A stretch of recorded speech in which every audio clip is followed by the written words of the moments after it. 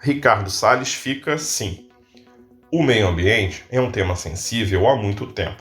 Com o crescimento e o fortalecimento do globalismo e do progressismo, este tema se tornou ainda mais relevante, principalmente por conta das mudanças climáticas atribuídas à ação do homem, que usa os recursos naturais de forma desenfreada. Para tentar melhorar a relação da humanidade com a natureza, vários acordos foram propostos, como o Protocolo de Quioto ou o Acordo do Clima de Paris, ambos propondo a redução das emissões globais dos gases que provocam o efeito estufa. Obviamente, a preservação ambiental e o uso racional dos recursos naturais são importantes, e ninguém, em sã consciência, negaria isso. O que complica muito a discussão séria do tema meio ambiente é a politização e a ideologização que tomou conta do debate, desviando o foco e ocultando os aspectos que realmente importam numa discussão séria sobre este tema. No Brasil, por exemplo, quando se fala em meio ambiente, as pessoas só têm duas preocupações: desmatamento e incêndios na Amazônia. Claro que o desmatamento ilegal deve ser combatido, assim como os incêndios florestais, mas resumir a discussão ambiental a esses dois tópicos apenas é desprezar a complexidade e a importância real deste tema. A maioria das pessoas se esquece que o Brasil possui 5 grandes biomas: Floresta Amazônica, Pantanal, Mata Atlântica, Cerrado e Caatinga. Cada um desses biomas possui características distintas e também apresentam problemas e desafios igualmente distintos. Por isso, a política ambiental do governo precisa ser diversificada para conseguir atender às diferentes demandas ambientais do país.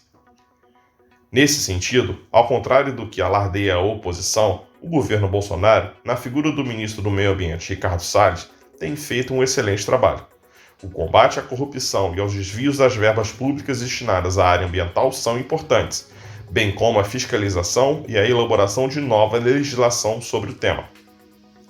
Um grande problema ambiental brasileiro e que foi sistematicamente esquecido por décadas é o saneamento básico. Mesmo sendo uma das maiores economias do mundo em pleno século XXI, o Brasil ainda não é capaz de oferecer água tratada, coleta e tratamento de esgoto e a coleta e o descarte apropriado do lixo a todos os cidadãos. Prova desses descasos dos governos passados são as obras de transposição do Rio São Francisco, que poderia garantir a segurança hídrica de milhões de pessoas, e o novo marco legal do saneamento básico, apresentado na forma de medida provisória, que acabou caducando no Congresso, mas que depois foi apresentada como projeto de lei e aprovada. Neste caso, a demora que levou a medida a caducar ocorreu porque estados e municípios se colocaram contra a medida, que previa a possibilidade de privatizar as empresas públicas de fornecimento de água e coleta de esgoto, o que prejudicaria muitos interesses políticos. Como se vê, a preocupação com as pessoas e o meio ambiente ficavam sempre em segundo plano. E aqui é um aspecto muito importante a ser considerado. Não se pode tratar de meio ambiente sem considerar também as pessoas. E este é, a meu ver, o grande erro que muitos cometem ao discutir as soluções para os problemas na área ambiental. Querer impedir as pessoas de usar os recursos naturais não é o caminho. A sociedade humana depende dos recursos naturais para a sua sobrevivência, e por isso as discussões devem ser no sentido de buscar o uso racional desses recursos, de forma a termos um equilíbrio entre a retirada feita pelo homem e a reposição natural desses recursos, lembrando que muitos deles não podem ser repostos, como os combustíveis fósseis, por exemplo. Por esse motivo, além do desmatamento e das queimadas, as ações governamentais na área ambiental precisam considerar as relações das pessoas com o meio ambiente da região onde elas vivem, englobando assim medidas na área da infraestrutura de saneamento básico, a questão energética, a mobilidade urbana, a produção de alimentos e demais atividades econômicas. O ministro Ricardo Salles tem implementado medidas que visam mitigar o impacto ambiental da atividade humana. Um projeto que vem apresentando resultados é o que prevê a eliminação dos lixões nas cidades brasileiras até 2024.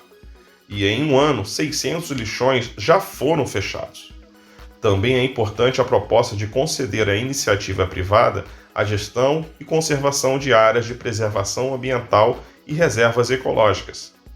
Essa parceria pode ser benéfica ao permitir que áreas atualmente sem a vigilância e fiscalização do governo possam ser efetivamente cuidadas e protegidas.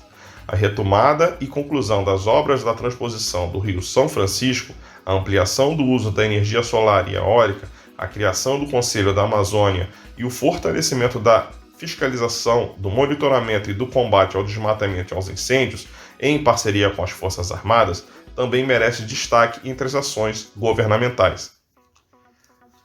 O governo também está tratando da questão ambiental sem o peso ideológico que muitos colocam sobre este tema. O presidente Bolsonaro já deixou claro em várias oportunidades que é necessário buscar o desenvolvimento econômico das cidades e comunidades na área da Amazônia Legal, pois o presidente acredita, acertadamente, que a preservação ambiental dessas e de outras regiões depende do desenvolvimento econômico e da geração de oportunidade às pessoas que vivem nessas áreas, para que elas deixem de viver do extrativismo e possam obter a sua renda de fontes que agridam menos o meio ambiente.